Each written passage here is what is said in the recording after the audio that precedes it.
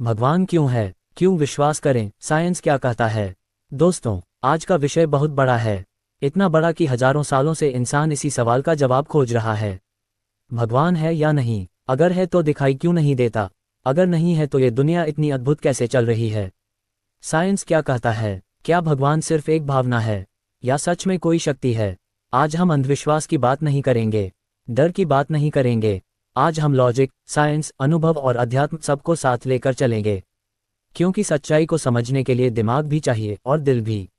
हर इंसान की जिंदगी में कभी न कभी ऐसा समय आता है जब वह अकेला महसूस करता है। चारों तरफ लोग होते हैं लेकिन अंदर खालीपन होता है। उस समय इंसान ऊपर देखता है और धीरे से पूछता है, कोई है क्या? ये सवाल नया नहीं है। जब पहली बार इंसान ने आसमान में बिजली चमकते देखी होगी, जब पहली बार किसी अपने को मरते देखा होगा, तब भी यही सवाल उठा होगा, मैं कौन हूँ? ये दुनिया क्या है? मौत के बाद क्या होगा? क्या कोई शक्ति हमें चला रही है?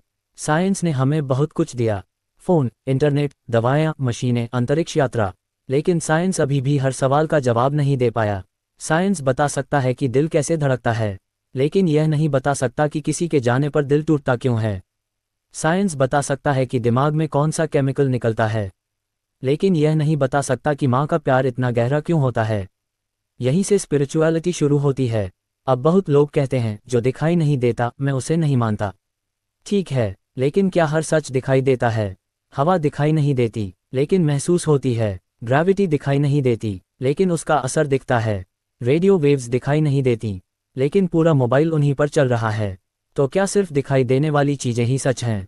नहीं, साइंस खुद कहता है कि यूनिवर्स का बहुत बड़ा हिस्सा आज भी अननोन है। डार्क मैटर क्या है? पूरी तरह नहीं पता। कॉन्शियसनेस क्या है? पूरी तरह नहीं पता। बिग बैंग से पहले क्या था? पूरी तरह नहीं पता। अब सोचो, अगर साइंस अभी भी खोज में है, तो इंसान इतना घमंड कैसे कर सकता है कि जो मैं नहीं समझता वो एग्जिस्ट ही नहीं करता। अब बात करते हैं यूनिवर्स की। साइंस कहता है कि करीब 13.8 बिलियन ईयर्स पहले बिग बैंग हुआ। एक टाइनी पॉइंट से पूरा यूनिवर्स बना, स्टार्स बने, गैलेक्सीज बनी, प्लैनेट्स बने और आखिर में हम बने। लेकिन सबसे बड़ा सवाल है, बिग बैंग से पहले क्या था? अगर कुछ नहीं था तो फिर कुछ आया कहाँ से? ये सवाल आज भी साइंस के लिए मिस्ट्री है।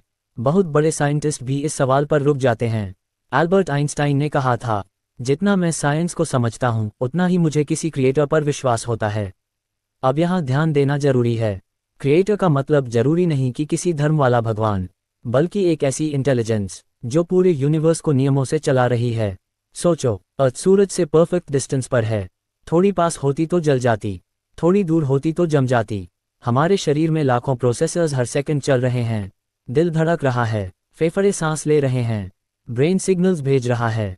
किसने बनाया ये सिस्टम? क्या ये सब एक्सीडेंट है? कुछ लोग कहते हैं, हाँ, एवोल्यूशन से सब हुआ।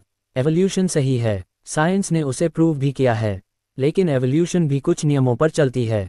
सवाल यह है कि उन नियमों को किसने बनाया? अगर आप एक मोबाइल देखते हो तो समझ जाते हो कि किसी ने बनाया है। अगर सड़क पर एक घड़ी पड़ी मिले तो कोई नहीं कहेगा कि हवा और बारिश से अपने आप बन गई। तो फिर इतना कॉम्प्लेक्स यूनिवर्स अपने आप कैसे बन गया? ये सवाल बहुत गहरा है। अब कुछ लोग कहते हैं, भगवान है तो दिखाई क्यों नहीं देता? शायद इसलिए क्योंकि भगवान कोई ऑब्जेक्ट नहीं है, कोई इंसान नहीं है, कोई शरीर नहीं है। शायद भगवान एक शक्ति है, जैसे बिजली। आप बिजली को नहीं देखते, उसका इफेक्ट देखते हो। ठीक वैसे ही कई लोग कहते हैं, मैंने भगवान को देखा नहीं लेकिन महसूस किया है। जब जिंदगी में सब खत्म लग रहा था और अचानक अंदर से ताकत आई, जब कोई रास्ता नहीं था और अचानक मदद मिल गई, जब टूटकर भी इंसान खड़ा हो गया। बहुत लोग उस अनुभव को भगवान कहते हैं। अब एक बहुत बड़ा सवाल, अगर भगवान है तो दुनिया में इतना दुख क्यों है?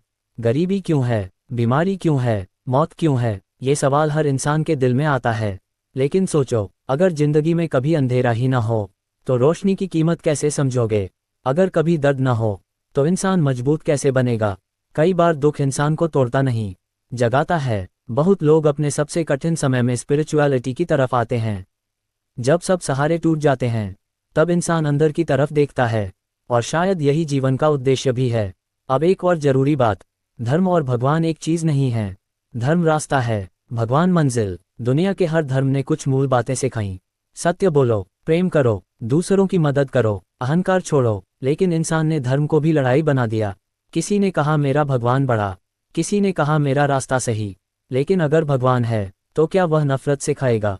नहीं, असली स्पिरिचुअलिटी इंसान को विनम्र बनाती है, शांत बनाती है, दयालु बनाती है। अगर पूजा करके भी इंसान क्रूर है तो पूजा अधूरी है। अब बात करते हैं कॉन्शियसनेस की। साइंस आज तक पूरी तरह नहीं समझ पाया कि मैं कौन हूँ। ब्रेन में न्यूरॉन्स हैं, इलेक्ट्रिसिटी है, केमिकल रिएक्शंस हैं, लेकिन फीलिंग्स कौन महसूस करता है?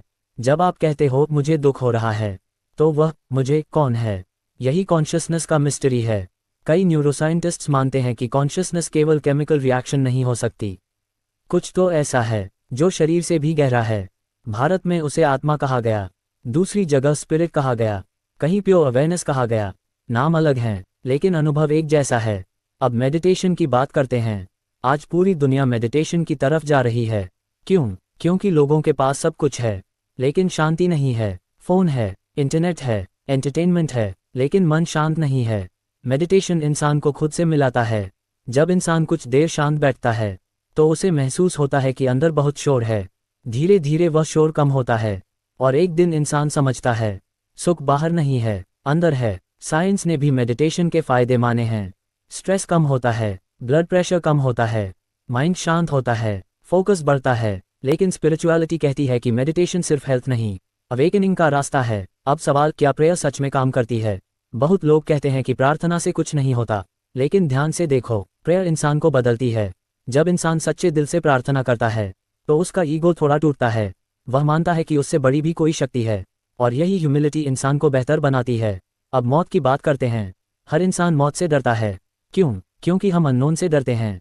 साइंस अभी तक क्लियर नहीं बता पाया कि मौत के बाद क्या होता है, लेकिन हजारों लोगों ने नियर डेथ एक्सपीरियंसेस बताए हैं। कई लोगों ने कहा कि उन्होंने शरीर से बाहर महसूस किया, किसी ने तेज रोशनी देखी, किसी ने गहरी शांति महसूस की। साइंस अभी रिसर्च कर रहा है, लेकिन मिस्ट्री अभी भी बाकी है। अब सोचो, अगर जिंदगी सिर्फ जन्म और मौत के बीच का एक्सीडेंट होती तो इंसान अर्थ क्यों खोजता? क्यों उसे प्यार चाहिए? क्यों उसे शांति चाहिए? क्यों वह अनंत खुशी चाहता है? शायद इसलिए क्योंकि इंसान सिर्फ शरीर नहीं है। अब एक जरूरी बात, भगवान पर विश्वास करना जरूरी नहीं, लेकिन ट्रूथ को ऑनेस्टली खोजने की इच्छा जरूरी है। ब्लाइंड फेथ गलत है, ब्लाइंड रिजेक्शन भी गलत है। कुछ लोग बिना सोचे सब मान लेते हैं, कुछ लोग बिना सोचे सब रिजेक्ट कर देते हैं। दोनों एक्सट्रीम्स हैं। सही रास्ता है ओपन माइंड। क्वेश्चन पूछो, सोचो, एक्सपीरियंस करो। अगर भगवान है तो उसे डर से नहीं, अनुभव से समझो। अब इमेजिन करो, रात का समय है, आसमान में करोड़ों तारे हैं, पूरी गैलेक्सी घूम रही है, अर्थ अपनी स्पीड से घूम रही है, फिर भी सब परफेक्ट बैलेंस में है। क्या ये सब सिर्फ केओस है या इसके पीछे कोई इंटेलिजेंस है? कई साइंटिस्ट पर्सनली एथीस्ट थे, लेकिन कई साइंटिस्ट डीपली स्पिरिचुअल भी थे, क्योंकि जितना वे यूनिवर्स को समझते गए उतना मिस्ट्री बढ़ती गई। अब असली सवाल यह नहीं कि भगवान है या नहीं, असली सवाल है क्या इंसान अपने अंदर की शांति से जुड़ा है। अगर इंसान के अंदर नफरत है, अहंकार है, लालच है, तो चाहे वह कितनी पूजा करे वह भगवान से दूर है। और अगर किसी के अंदर प्रेम है, दया है, सच्चाई है, तो शायद वही सबसे करीब है। कई लोग मंदिर जाते हैं, लेकिन घर आकर दूसरों को दुख देते हैं। क्या यही स्पिरिचुअलिटी है? नहीं, असली स्पिरिचुअलिटी इंसान को अच्छा इंसान बनाती है। अगर आपकी पूजा से आपका व्यवहार बेहतर नहीं हो रहा तो कुछ मिसिंग है। अब जिंदगी को एक यात्रा की तरह देखो। हम खाली हाथ आते हैं, खाली हाथ जाते हैं, फिर इतना अहंकार किस बात का? आज इंसान पैसा कमाने में इतना खो गया है कि खुद को भूल गया। वह बाहर सब जीतना चाहता है, लेकिन अंदर हार चुका है। इसीलिए एंग्जाइटी बढ़ रही है, डिप्रेशन बढ़ रहा है, लोनलीनेस बढ़ रही है, क्योंकि इंसान ने कनेक्शन खो दिया। खुद से कनेक्शन, नेचर से कनेक्शन, और शायद भगवान से कनेक्शन। अब सवाल, भगवान को कैसे महसूस करें? बहुत सिंपल तरीके हैं। हर दिन कुछ मिनट साइलेंस में बैठो, नेचर को महसूस करो, किसी की मदद करो, ग्रैटिट्यूड रखो, अपने पेरेंट्स को रिस्पेक्ट दो, सच्चाई से जियो। धीरे धीरे अंदर कुछ बदलने लगता है। शायद वही स्पिरिचुअलिटी है। भगवान कोई डराने वाली चीज नहीं है, कोई पनिशमेंट मशीन नहीं है। अगर भगवान है तो वह प्रेम होगा, क्योंकि इस यूनिवर्स की सबसे पावरफुल चीज प्रेम ही है। एक माँ अपने बच्चे के लिए सब सैक्रिफाइस कर देती है। क्यों? प्रेम। कोई इंसान बिना मतलब किसी की मदद करता है। क्यों? प्रेम। शायद भगवान उसी प्रेम में है। अब अंत की तरफ चलते हैं। साइंस और स्पिरिचुअलिटी दुश्मन नहीं है। साइंस बाहर की दुनिया खोजता है, स्पिरिचुअलिटी अंदर की दुनिया। साइंस पूछता है कैसे, स्पिरिचुअलिटी पूछती है क्यों। दोनों जरूरी हैं। अगर सिर्फ साइंस होगा तो इंसान मशीन बन जाएगा, अगर सिर्फ ब्लाइंड फेथ होगा तो इंसान अंधविश्वासी बन जाएगा। बैलेंस जरूरी है, दिमाग भी खुला हो, दिल भी खुला हो, और शायद यही असली विजडम है। हो सकता है भगवान किसी मूर्ति में हो सकता है न हो, लेकिन अगर कोई भूखे को खाना खिला रहा है, किसी रोते हुए को संभाल रहा है, किसी से सच्चा प्रेम कर रहा है, तो वहाँ कुछ डिवाइन जरूर है। अंत में बस इतना समझ लो, भगवान को साबित करना शायद पॉसिबल नहीं, लेकिन उसे महसूस करना संभव है। और शायद पूरी जिंदगी का उद्देश्य यही है, खुद को समझना, शांति को पाना और प्रेम में जीना। जिस दिन इंसान अपने अंदर की शांति से मिल जाता है, शायद उसी दिन उसे भगवान का पहला अनुभव होता है।